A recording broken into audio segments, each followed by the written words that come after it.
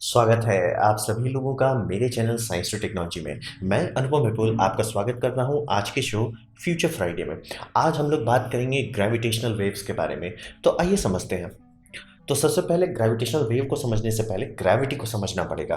तो ग्रेविटी समझिए एक फंडामेंटल फोर्स है, ये एक फंडामेंटल चीज़ है, यानी जिसमें ऑन ऑफ नहीं होता है। यानी जहाँ पे भी मैटर है वहाँ पे ग्रेविटी रहेगा। स्टार का फ्यूजन खत्म हो जाए, स्टार में एनर्जी बनना बंद हो जाए, लेकिन ग्रेविटी का कुछ नहीं होता।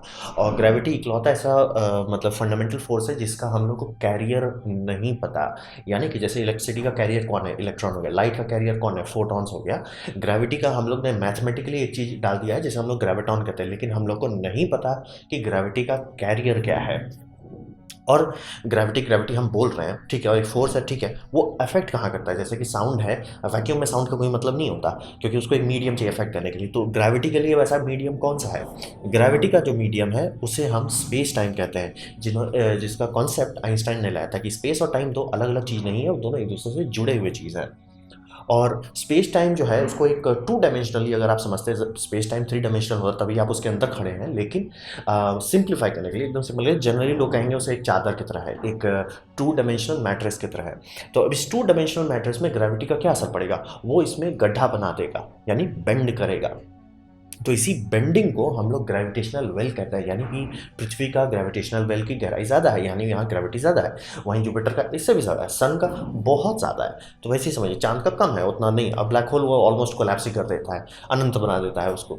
तो यहीं पे समझिए कि हम लोग स्पेस टाइम के बारे में बात करें, स्पेस टाइम में ग्रेविटी के चलते बेंड आता है।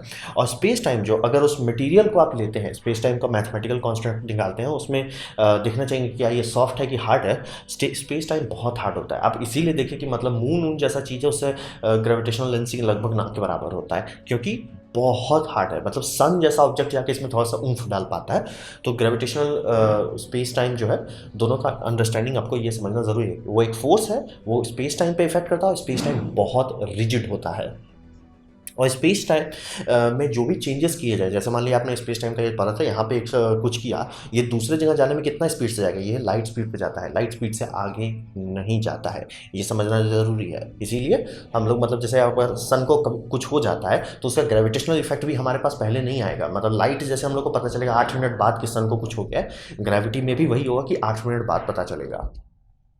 तो ये हुआ ग्रेविटी का सरफेस लेवल। अब ग्रेविटेशनल वेव को समझने की कोशिश करते हैं। अब ये एक मीडियम है, मीडियम में कुछ चल रहा है, तो उसमें ऑब्वियसली रिपल्स तो क्रिएट होंगे ही। जैसे कि पानी में आप मतलब प्यार से ही हाथ इधर से होकर रिपल्स तो क्रिएट होता ही है। तो ऐसे ही स्पेस टाइम में भी ये होता है, और आइंस्टाइन ने मैथमेटिकली ये फिगर आउट कर लिया था। बात था कि कितना इफेक्ट पड़ता है। मैंने आपको बताया स्पेस टाइम बहुत हार्ड चीज़ होता है, हर चीज़ इफेक्ट जरूर डालेगा, लेकिन वो इफेक्ट एकदम नेग्लिजिबल के बराबर होगा। तो वही समझिए कि जो भी चीज़ मूव कर रहा है, चाहे वो इलेक्ट्रॉन हो किसी मतलब केबल के अंदर, वो भी असर डाल रहा है, रेडियो टावर के अंदर हो वो भी असर डाल रहा है, लेकिन ये सबका मतलब 1 to the power googol zero लग जाता है। गूगल का मतलब हो गया 100 जीरो। तो ये लगभग नेग्लिजिबल हो जाता है, मैथमेटिकली भी नेग्लिजिबल होता है। अब तो हम लोग सुपर कंप्यूटर में टाइम पास करने के लिए फिगर आउट करते हैं। तो ये समझिए हर चीज़ में असर डालता है, लेकिन जब बड़े चीज़ों का आप बात कर रहे हैं तब असर बड़ा हो जाता है। जैसे कि हम लोग ग्रेविटेशनल लेंसिंग हर चीज़ से होता है, लेकिन देख नहीं सकते। सन से होता है, हाँ अब दिख रहा है कि स्टार मतलब 2 से 3 डिग्री शिफ्ट हो गया। ब्लैक होल वो तो ऑलमोस्ट पीछे का दिखा देगा। तो वैसे ही समझिए कॉस्मिक इवेंट जो है, जैसे कि कोई स्टार का डेथ होना, सुपरनोवा जैसा बनना, हाइपरनोवा जैसा इवेंट होना, दो न्यूट्रॉन स्टार का कोलिजन होना, ब्लैक होल और न्यूट्रॉन स्टार का कोलिजन होना, इस तरह के जब हैवी इवेंट्स होते हैं, तब इस पानी में यानी कि जो स्पेस टाइम कंटिन्यूम है, इसमें एक बड़ा झटका आता है, एक स्पाइक आती है। और ये स्पाइक जो है, ये एक खास सिग्नल अलाउ करता है। ये अलाउ करता है एनर्जी डिसिपेशन का, यानी कि जैसे ऑर्बिट में कोई चीज़ है, ऑर्बिट डिके क्यों कर रहा है? आप हज़ार चीज़ निकाल सकते हो, लेकिन हमारे केस में जैसे हम लोग सैटेलाइट का ऑर्बिट क्यों डिके करता है? एटमॉस्फेयर है, सोलर विंड है। लेकिन अगर दो बड़े ऑब्जेक्ट के बारे में बात करें, जैसे कि दो स्टार, बाइनरी स्टार सिस्टम है, वो दोनों पे क्या है? वो तो पहली बात वैक्यूम में घूम रहे हैं, प्लस उन इतना ज़्यादा पावर है कि बाहर से कोई चीज़ एनर्जी उनका जैप नहीं करे, तो वो इन्फिनिट टाइम तक ऐसे घूमते रहना चाहिए। ऐसा होता नहीं है, वो कोलैप्स कर जाते हैं एक दूसरे के आसपास। ऐसा क्यों हो रहा है? ग्रेविटी क्योंकि बैलेंस में था तभी वो स्पिन कर रहे थे, यानी एनर्जी लीक हो रही है सिस्टम से। वो कहाँ जा रहा है? यही आइंस्टाइन ने फिगर आउट किया था कि ग्रेविटेशनल वेव में जो आप रिपल्स क्रिएट कर रहे हैं, ये एनर्जी आपसे चूस रहा है। मतलब ये समझिए energy can not be created not destroyed. तो वो सब स्टार जो पास आने लगा, यानी कि एनर्जी कहीं तो जा रही थी। जो ये इफेक्ट हुआ वो हो रहा था ग्रेविटेशनल मतलब स्पेस टाइम में। तो जब भी दो स्टार मर्ज करते हैं उसकी जो एनर्जी है वो एनर्जी जाती कहाँ है, मतलब क्या असर होता है, फोटॉन्स नहीं निकलते, क्योंकि अगर दो ब्लैक होल्स का बात करें वो फोटॉन्स नहीं बनाएगा, तो गया कहाँ एनर्जी, मिक्स हुआ, इतना बड़ा इवेंट हुआ तो एनर्जी गई तो गई कहाँ, ये जाता है स्पेस टाइम में। इसीलिए ये पानी वाला मूवमेंट को समझ, ये समझिए बड़ा पत्थर आप डाल दिए तो एनर्जी काफ़ी ये डिसिपेट कर देता है। और सबसे आसान तरीका से ग्रेविटेशनल वेव को समझने का है वो जनरली स्टेलर कोलिजन्स में ही आता है। ऐसा नहीं कि कोई चीज़ और चीज़ नहीं बनाता, बस बड़ा शार्प क्लियर डेटा आपको मिलेगा स्टेलर कोलिजन में। न्यूट्रॉन स्टार भिड़ गए, black hole boom bam brim हो गया, ये सब चीज़ में आपको खूब आसानी से देखने को मिल जाएगा, मैथमेटिकली भी स्पीकिंग कर रहे हैं। अब बात करते हैं इसका स्केल को समझना है। हम लोग स्पेस टाइम के कंटिन्यूम के अंदर बंधे हुए हैं, आप हैं, मैं हूँ, सारा कंप्यूटर है, सारे सैटेलाइट, पूरा ब्रह्मांड इसके अंदर है। तो स्पेस टाइम में अगर कोई चीज़ ऐसे ऐसे ऐसे ऐसे करने लगेगा तो ऑब्वियसली हम लोग इसके अंदर रह नहीं पाएंगे ना। तो यहाँ पे ये समझना बहुत ज़रूरी है कि ग्रेविटेशनल वेव जो है जनरली बहुत बहुत छोटा असर डालता है, क्योंकि हर चीज़ क्रिएट कर रहा है, तो ये इफेक्ट बहुत नेग्लेजिबल होता है। मतलब बोले ना 1 to the power गूगल 0 लग जाता है इस समय, मतलब ट्रिलियन बोलना इसके लिए छोटा लग जाता है, trillion to the power trillion हो जाएगा। तो स्पेस टाइम का यही है, क्योंकि स्पेस टाइम सब चीज़ को बांध रहा है, वो बहुत स्ट्रांग और बहुत स्टेबल है। इसलिए वार्प ट्रैप बनाने में भी यही दिक्कत है कि इतनी एनर्जी चाहिए जितना यूनिवर्स में है ही नहीं। लेकिन अगर कोई मैसिव इवेंट हो गया, जैसे कि दो ब्लैक होल का मर्जर होना या दो न्यूट्रॉन स्टार का मर्जर होना, ये एक रिपल जरूर बना देगा। अब आप मान लीजिए अगर पूछते हैं कि क्या होगा अगर हम इसके बगल में हो, ठीक है, तब आपको स्पेस टाइम जो वेव है वो सुनामी की तरह आपको स्वाहा कर देगा, मतलब आपका मॉलिक्यूलर लेवल पे आपको उड़ाते चला जाएगा। लेकिन जनरली ये सब इतने दूर में होते हैं, और प्लस ये सब सुपरनोवा हाइपरनोवा वाले इवेंट में इतने सारे हुआ एक्स्ट्रा होते हैं, जैसे कि कोई स्टार सुपरनोवा, उसका जो गैस क्लाउड उससे निकलेगा वो तो प्लैनेट को सीधे सीधे हटा देगा, शॉक ग्रेविटेशनल वेव कुछ करे चाहे नहीं करे। तो इसीलिए समझिए ये सब जनरली जब तक दूर तक हो रहा है तब तक हम लोग सेफ है, लेकिन अगर आसपास हो गया, जनरली जो चीज़ इसे बनाएगा वो इतना पावरफुल होगा कि हम लोग को उसका टेंशन नहीं लेना पड़ेगा, मतलब हम लोग फ्री के चले जाएंगे। तो ये समझिए कि जब कोई सुपर मैसिव इवेंट होता है तभी हम लोग इसका चेंज जो है, यानी स्पेस टाइम में जो चेंजेस हुए, जो वाइब्रेशंस आए, जो वेव्स आए, वो इतना बड़ा होता है कि डिटेक्ट कर सकें। और हम लोग जिस मामले में बात करें, जो डिटेक्ट किया गया हमारे ऑब्जर्वेटरी में, उसको मतलब 10⁻⁻18, यानी कि 0 लगाइए, पॉइंट लगाइए, 18 शून्य डालिए, उसके बाद एक नंबर लिखिए, उतना है। तो इसको समझने के लिए आप ये समझिए कि ये चेंज इतना छोटा है कि एटम जो होता है 99% खाली रहता है, उसके बीच में एक छोटा सा डेंसिटी रहती है जिसे हम लोग कहते हैं न्यूक्लियस या न्यूक्लियाई के अंदर घुसी है तो उसमें थोड़ा सा प्रोटॉन का मूवमेंट होगा, ये इतना छोटा है। तो यही समझिए स्केल के मामले में हम लोग की तरफ से हर समय ग्रेविटेशनल वेव आ रहा है, जा रहा है, कोई बस घूम रहा है उससे चल रहा है, चांद जा रहा है उससे हो रहा है, सन घूम रहा है, सबसे हो रहा है, लेकिन ये सब का इफेक्ट इतना अनपर्सीवेबल लेवल पे चला जाता है कि कोई मैथमेटिकल नहीं। हम ब्लैक होल्स ये सब अगर आसपास में हो, आसपास यानी कि 10-20 हज़ार लाइट ईयर की दूरी में, तब असर तुरंत पता चल जाएगा, लेकिन जनरली ये सब कोई नॉर्मल चीज़ नहीं होता जो डेली होता है। तो स्केल को समझना बेहद ज़रूरी है, बहुत छोटा चीज़ है। अब बात करते हैं उतना छोटा चीज़ हम लोग डिटेक्ट कैसे कर लिया। यहाँ पे सीधा ये समझिए कि हम लोग लेज़र इंफ्रारेड का इस्तेमाल करते हैं।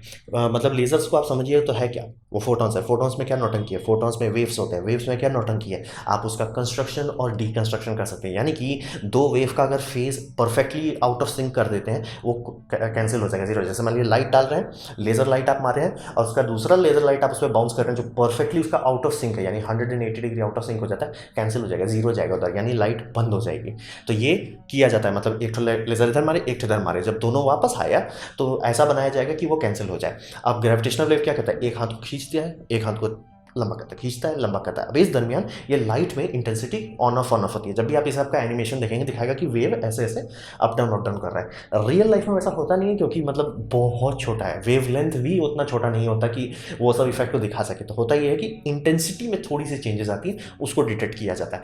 थैंकफुली ग्रेविटेशनल वेव का ट्रैवलिंग स्पीड जो है वो मतलब थोड़ा धीमा टाइप होता है, तो वो मतलब इफेक्ट ज़्यादा देता है, मतलब थोड़ा, मतलब एक वेव आई, दूसरी आई, 3-4 आई, तो मतलब आपको खूब सारे रिपल्स दिखते हैं, इस कारण से इसको डिटेक्ट करना थोड़ा आसान होता है। तो ये समझिए अब यहाँ पे हम लोग जो मशीन बना है जो इतना महीन चीज़ को डिटेक्ट कर सके, पहले तो छोड़ दीजिए इंजीनियरिंग कैसे किया गया वो तो छोड़ दीजिए, दिमाग के परे है।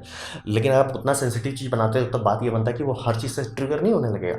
ये बात एकदम सही है, ये सब जब मशीन बनाया जा रहा है ये हर चीज़ से ट्रिगर होता है। कहीं भूकंप आ रहा है पृथ्वी में जो हर समय हर जगह होता रहता है, मतलब ऑब्वियसली कम मैग्नीट्यूड का होता है, लेकिन हर समय पृथ्वी में कहीं ना कहीं रिक्टर 3 का भूकंप आता है, हर महीने कहीं ना कहीं रिक्टर 4 पहुँच जाता है, और 7-8 तो रेगुलरली आते ही रहता है, सालाना तो फिक्स तौर पर है। तो वो सब क्या इसे को नहीं हिलाएगा, एक एकदम हिलाएगा। इसीलिए इसे 2 ठो बनाया गया, मतलब अमेरिका जब बनाया तो एक नहीं बनाया, 2 बनाया गया। और तिगड़म ये था कि लोकलाइज्ड इवेंट आराम से आप ट्रैक कर पाएंगे। जैसे मान लीजिए किसी भूकंप के चलते हुआ तो एक डिटेक्टर में सिग्नल स्ट्रांग आएगा, दूसरे में वीक आएगा, तुरंत पता चल जाएगा कि ये धरती में हो, क्योंकि वो बाहर का इफेक्ट है, दोनों में सेम इंटेंसिटी पे आएगा।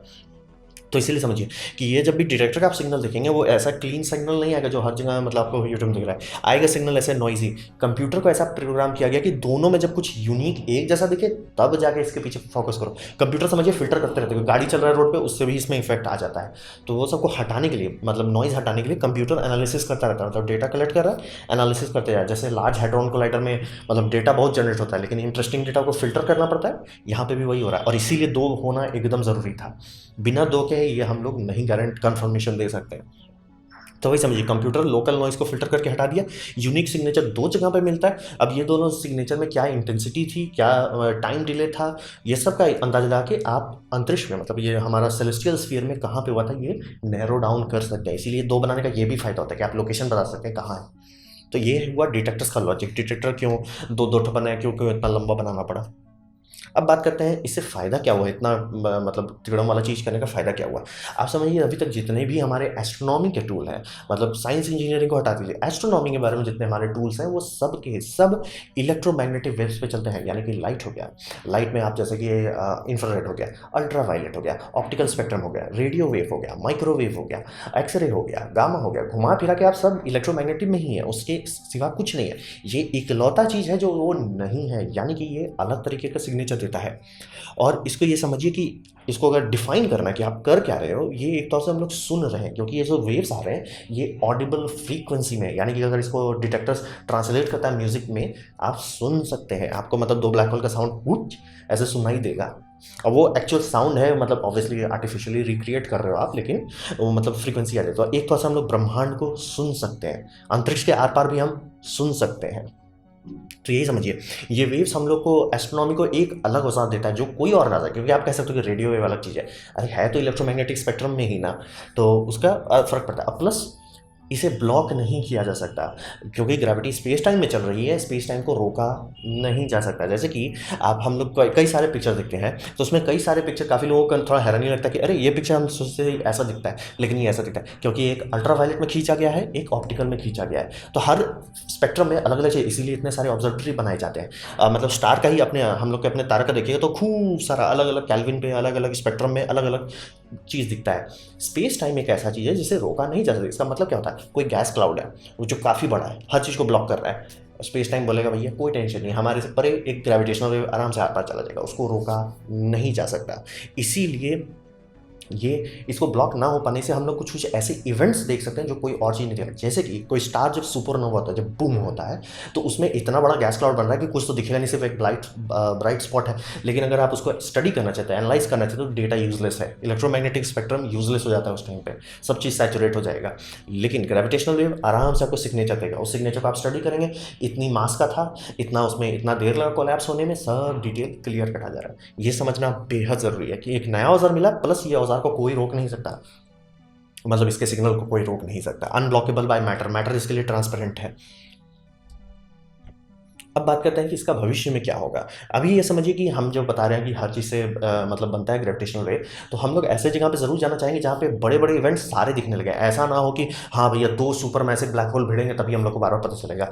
लेकिन थैंकफुली ये इंस्ट्रूमेंट जो बनाए गए थे वो इतने सेंसिटिव थे कि सिर्फ ब्लैक होल भिड़ने पर ही नहीं दिया, वो तो तुक्का मारे, सिस्टम चालू किया, धड़ाक से डिटेक्ट हो गया। तो मतलब टाइमिंग एकदम बहुत भयानक लग कर रहा है, लेकिन जनरली ऐसा बनाया जा रहा है कि वो हमेशा डिटेक्ट करे। जैसे आप टेलीस्कोप बनाते हो, आप चाहोगे ना कि वो हर रात कुछ ना कुछ करे, तो ये इंस्ट्रूमेंट में भी अब ऐसा ना लगे, न्यूट्रॉन स्टार के कोलिजन्स को देखने लगे। और एक इवेंट जो हुआ ये बहुत इंटरेस्टिंग था कि जनरली ब्लैक होल का कोलिजन आप देख नहीं सकते कोई टेलीस्कोप से, क्योंकि ऑब्वियसली ब्लैक होल है, लेकिन न्यूट्रॉन स्टार के कोलिजन देख सकते हैं। तो 2 न्यूट्रॉन स्टार का कोलिजन दिखा जो कि हम लोग डिटेक्ट किए, और इसे हर अलग इंस्ट्रूमेंट से चेक कर सके। यानी कि रेडियो टेलीस्कोप को बोला गया वहाँ चेक करो, देखो तो वो दिख रहा है कोई एक्स्ट्रा ब्राइट स्पॉट, हाँ दिख रहा है।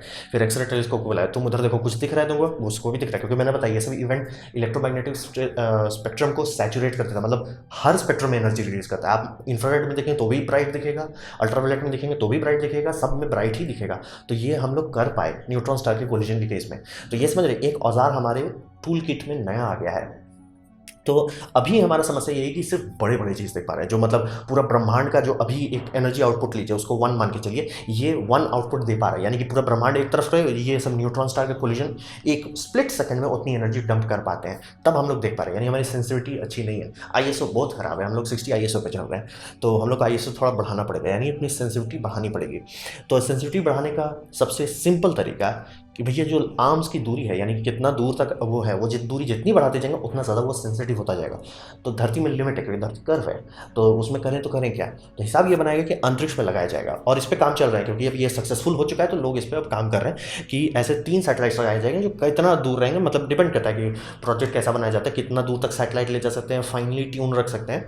और ये 3 सैटेलाइट के बीच की दूरी कई हज़ार किलोमीटर में होगी, मतलब अलग अलग ऑर्बिट पर रहेंगे, और तब इस पर अच्छे से ले जाओ। अब वैक्यूम का तो वैक्यूम मिल ही गया, कोई दिक्कत नहीं है, और ये मतलब धरती में हो नहीं सकता, और दूरी जितनी बढ़ जाएगी सेंसिटिविटी इतनी बम बम हो जाएगी, तब ये ऐसा हो सकता है कि बड़े बड़े बाइनरी स्टार्स का मूवमेंट ट्रैक कर पाएँ। हर छोटे मतलब स्टार का कोलैप्स अगर हम लोग रेगुलरली देखने लगे कि मतलब ये स्टार ऐसे बूम बाम रिंग हुआ, ये उसका सिग्नेचर है, बहुत ज़्यादा नॉलेज मिलने लगेगा। तो भविष्य में इससे काफ़ी लोग टूट पड़े हैं, और धरती में भी ऐसा नहीं कि ज़रूरी है कि सब स्पेस में ही बनाए, स्पेस में सबसे बेस्ट बनेगा, लेकिन धरती में भी काफ़ी सारे ऑब्जर्वेटरी और बन चुके हैं, और एक दो बार तो हो गया कि एक ऑब्जर्वेटरी में सिग्नेचर नहीं आया, लेकिन बाकी सारे ऑब्जर्वेटरी में अब पता चला कि एक हर ऑब्जर्वेटरी जो बनाया उसका एक ब्लाइंड स्पॉट था, वो ब्लाइंड स्पॉट पे चेक करो तब मिल गया। तो वही समझिए, धरती में भी अब इसका इस फील्ड में एक नई जान आ गई, क्योंकि इससे पहले वो सिर्फ मैथमेटिकल मॉडल था, सिर्फ गेस कर रहे थे। हाँ, ऑब्जर्व कर चुके थे कि 2 न्यूट्रॉन स्टार घूम रहा है जो एक आसपास नहीं आ रहे थे, लेकिन वो धड़ाक से एक दूसरे के अंदर कोलैप्स करे, यानी एनर्जी डंप हुई, मैथमेटिकली प्रूव हो गया। लेकिन हकीकत में देख लेना, या इस केस में सुन लेना, क्योंकि ऑब्वियसली स्पेक्ट्रम है, साउंड है, सुन लेना, वो बहुत बड़ा अचीवमेंट था ह्यूमैनिटी का। मतलब दुनिया बदल गई एक तरह से, क्योंकि हम एक नया औजार ले आए जिसको कोई रोक नहीं सकता। तो काफ़ी इंटरेस्टिंग होने वाला है भविष्य इस मामले में। तो ये था मेरा प्रेजेंटेशन ग्रेविटेशनल वेव के बारे में। उम्मीद करता हूँ आपको अच्छा लगा हो, कुछ सीखने मिला, कुछ समझ में आओ। अगर ऐसा है, लाइक कर दें, दोस्तों से शेयर कर दें, उससे मेरा काफ़ी भला होगा। नहीं अच्छा लगा, नहीं पसंद आया, कोई बात नहीं, आप डिसलाइक कर सकते हैं। मैं कहूँगा डिसलाइक 2 बार दबाएं, उससे मुझे पता चलेगा कितना नापसंद हुआ है। मैं आपसे कहूँगा कॉमेंट लिखें, क्योंकि हर कमेंट की जवाब देने की कोशिश करता हूँ। आपसे कहूँगा सब्सक्राइब कीजिए, बेल दबाइए अगर आप फ्री हैं। आपने मेरा वीडियो देखा, जानकर मुझे बहुत खुशी हुई। धन्यवाद।